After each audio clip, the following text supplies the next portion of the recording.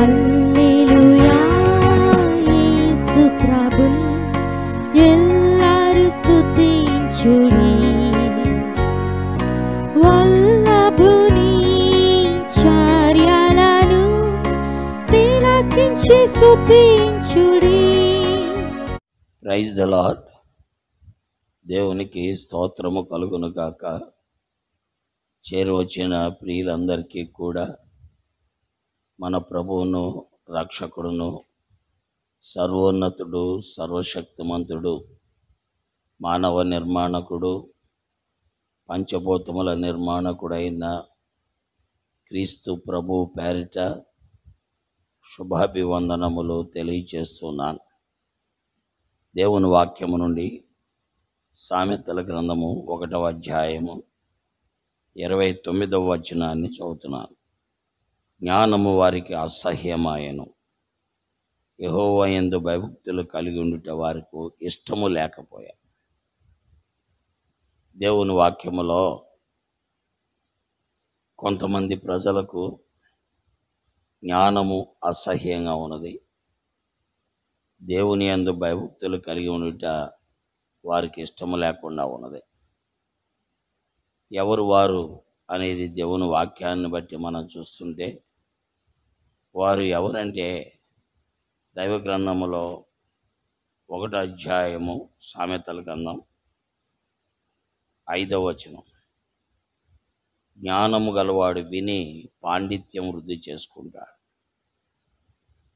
జ్ఞానము వారికి అసహ్యంగా ఉంది అంటే పాండిత్యాన్ని వృద్ధి చేసుకోవడం వారికి అసహ్యంగా ఉంది. రెండవది 7వ వచనం, మూర్ఖులు జ్ఞానమును ఉపదేశమును తిరస్కరిస్తారు. కాబట్టి జ్ఞానాన్ని అసహ్యించుకునేవాడు మూర్ఖుడు.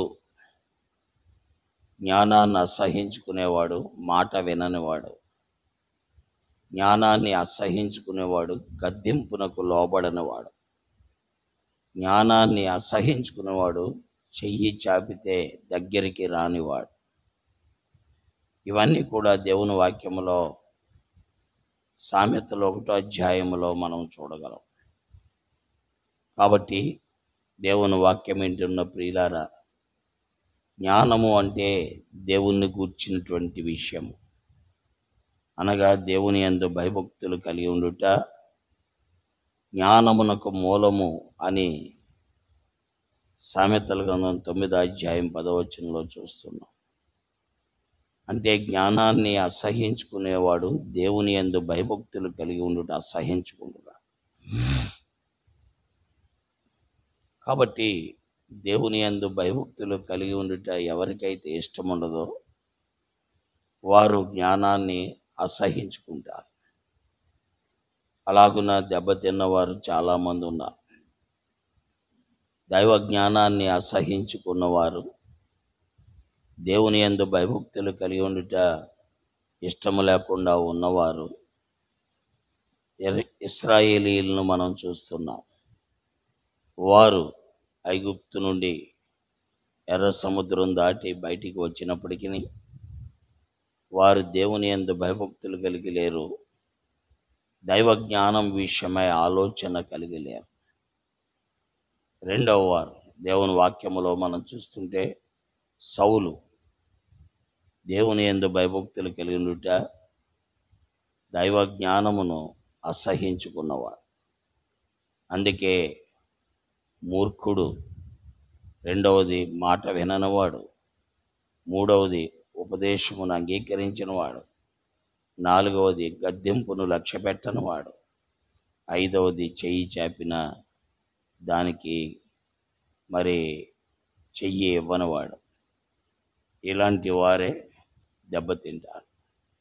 అయితే ఈ జ్ఞానాన్ని అసహించుకునే వారికి కలిగే ఫలితాలు ఏంటంటే దేవుని వాక్యములో 32వ వచనం, సామెతలు 1వ అధ్యాయం 32వ వచనం,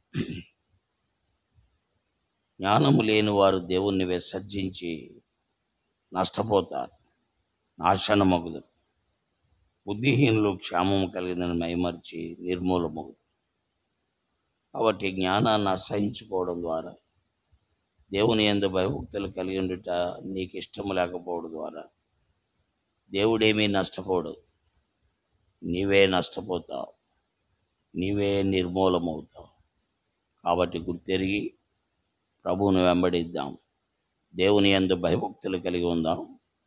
ఆ ప్రభు అయిన యేసు క్రీస్తు మన కొరకై ఈ లోకములోకి వచ్చిన దేవుడు, ప్రాణము దారపోసిన దేవుడు, రక్తము చిందించిన దేవుడు, చనిపోయి తిరిగి లేచిన దేవుడు, ఈనాటికి మన కొరకై చేతులు చాపుచున్న దేవుడు. కాబట్టి ఆయన యందు భయభక్తులు కలిగి ఆయన జ్ఞానాన్ని అనుసరిద్దాం, తద్వారా ఆశీర్వదించబడదాం. ఆ జ్ఞానాన్ని అనుసరించడం ద్వారా, ఆయన యందు భయభక్తులు కలిగిన ద్వారా ఎంతోమంది దీవించబడ్డారు.